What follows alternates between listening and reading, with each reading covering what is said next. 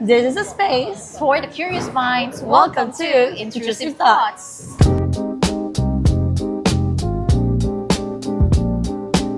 Okay, now it's our first time Outside, outside yung gagawin doing natin. a podcast. Right, that's And we are right. here in South Korea. In Busan, South Mm. Korea. So, prior going this, ang una natin talaga pinuntahan is Jeonju. and we realized so many things about that place.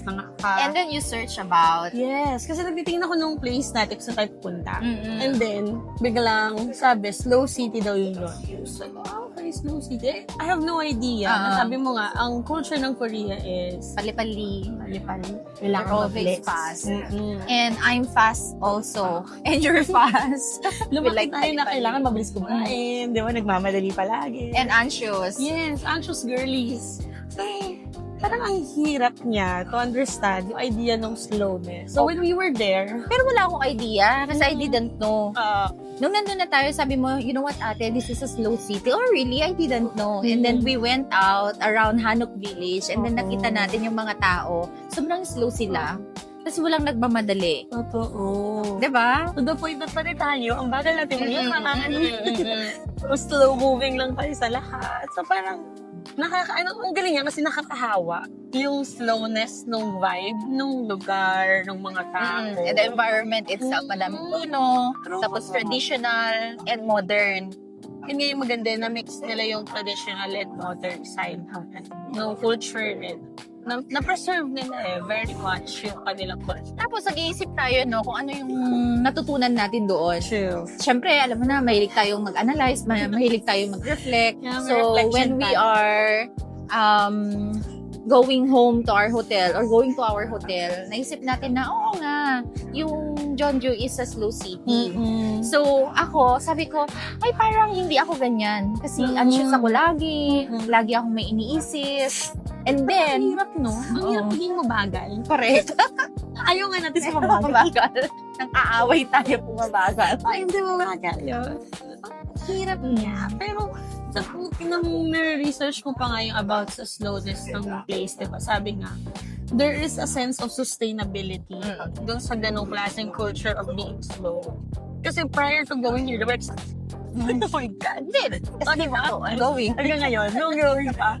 And that was brought by, syempre, sa dami ng mga ginagawa, mabilis na mga sitwasyon, na parang nung bigla mong realize, paano pa magiging long-term yung ganito? Kasi yung kabisihan, hindi na natin pwedeng alisin. Hindi na natin siya pwedeng bawasan. Lalo't lumaki tayo. Todo na to, marami na tayong mga pinagkakabalan. Pero paano magiging sustainable na hindi siya sobra yung ginagawa mo mabilis? Tapos dadating na lang sa point na magka-crash ka na lang. I think, because of, unang-una, kailangan mo siyang practicein. Yun. It has to be a practice. Kasi slowness is a practice. Parang I've learned in the past na doing the silent retreat. Before we went to a silent retreat, we had months of silent in 20 minutes. So, Sa noong klase. una, ang hirap nun. As in, na parang, ano ba itong ginagawa namin? Pero later on, when we went out and had our 3 days silent retreat, na sobrang easy na siya kasi na-practice siya. I think, Ganun din na pag slow. slow. Siguro kasi hindi naman din tayo lumaking mabilis agad. Oo. Sabi nga nila, yung culture daw ng mayayaman is slow. Mahirap. Kasi Kaya kailangan mabilis ang galaw kasi mapag-iiwanan Wala ka. tayong oras Hinahabol palagi. natin. Oo.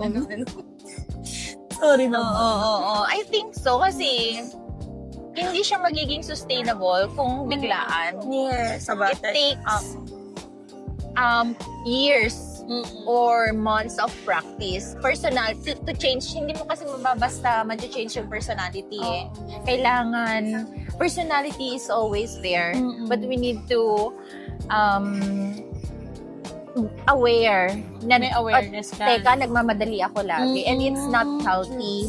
It gives us backache, headache, may pangalan pa yan.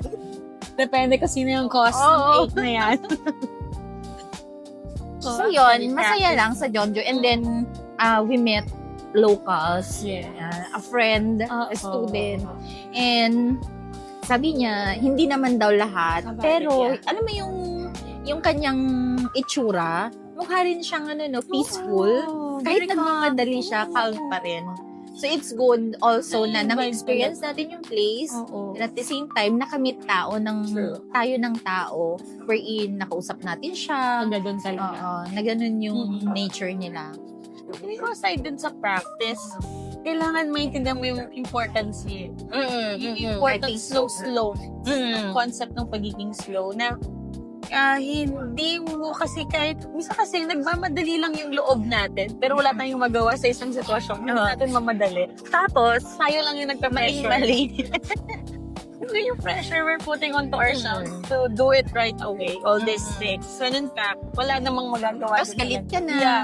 Affected na lahat sa'yo Affected sa na paligid mo. So, I think, one thing I realized sa pag-visit ko sa Jeonju is, gusto ko rin yung slow. Nakaka-relax pala siya. Oo. Kasi nung kinausap ko yung si Stella, yung na-meet natin, Yeah. nawala yung sakit ng ulo ko. Sabi, it's so refreshing. So, yung healing. Masaya pala yung may kausap ka na calm. Oo. Calm, pero hindi yung bored ka na matagal magsalita Oo, na. ganun kasi, di ba? Oo. Parang tapusin mo yung sinasabi mo. Ganun. Parang, Kumusta ka? Nagis ka nun. Hindi. kamusta pa lang, sabihin mo na, okay ako. Nagre-react agad. Yung honest. Parang ganun. And also, no, ang daming puno. Oo, yun nga yung talaga, yung maganda talaga. I dun. think environment is good. Para maramdaman mo yung... Yung slowness, no? slow. Yeah.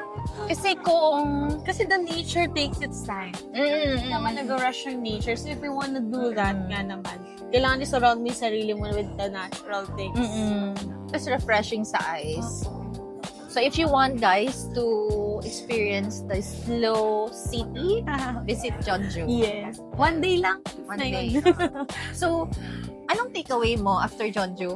Sa akin, I really have to be intentional dun sa idea ng slowness in my daily life. Not necessarily all the time. Kasi syempre, hindi rin naman sustainable yung ganun for the life na meron tayo in the city. Pero, I think it's important for me na magkaroon ng understanding na I have to intentionally accept that some things will take time and it's still okay. It's still productive. Correct. Ikaw, ano naman ang takeaway mo doon? Siguro I really want to have at least once a week to experience the slow life. Kasi ang personality ko is laging nagmamadali. Laging nag-work yung mind ko. Even sleeping na ako, dalang-dala ko, kaya ako nananaginip. Oo. And gusto kong maramdaman yung at peace ka. Na, okay, meron kang isang araw na, okay, slow mornings or slow day. And wala ka masyadong, hindi naman sa wala kang ginawa. Pero, naramdaman mo na nag-recuperate yung body mo. Yung lungs mo. Nakahinga Kaya ka. yung sa Manila. Sa bahay. So I love Jeonju and I love the people. They're very nice. It's so good na pumunta tayo. Hindi siya commonly or kadalasan part of the usual itinerary. They're helpful also.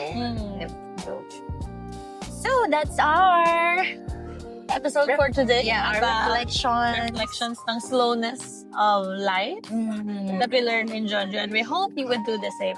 So once again, this is a space For the curious mind. Welcome to Interesting Thoughts.